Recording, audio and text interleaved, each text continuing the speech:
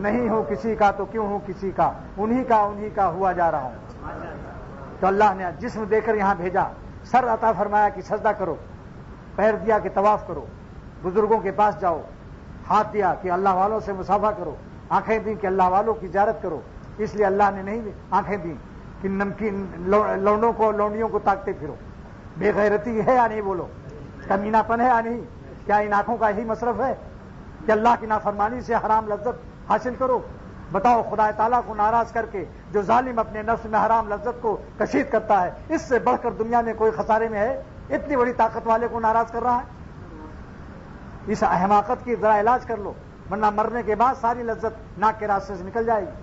جب آنکھیں تمہاری گواہی دیں گی، جلال الدین شاہ رومی صاحب قونیہ فرماتے ہیں کہ قیامت کے دن آنکھیں خود بولیں گی، چشم گوئے کردام غمزہ حرام۔ آنکھیں کہیں گے اللہ یہ حرام نظر بازی کراتا تھا کمبخت مجھ سے۔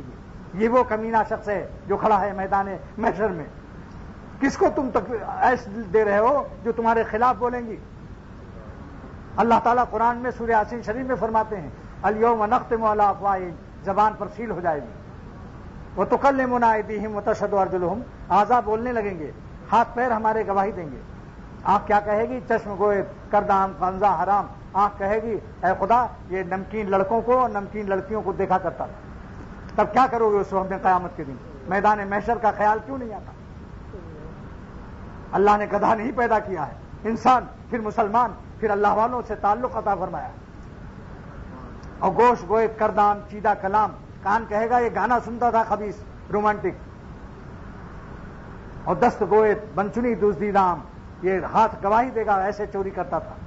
اور لب گوئے منچنی بوسی دام، ہونٹ بولے گا یہ بوسا لڑکوں کا لیا کرتا تھا اور لڑکیوں کا، یہ حرام بوسوں کا سموسہ کھاتا تھا۔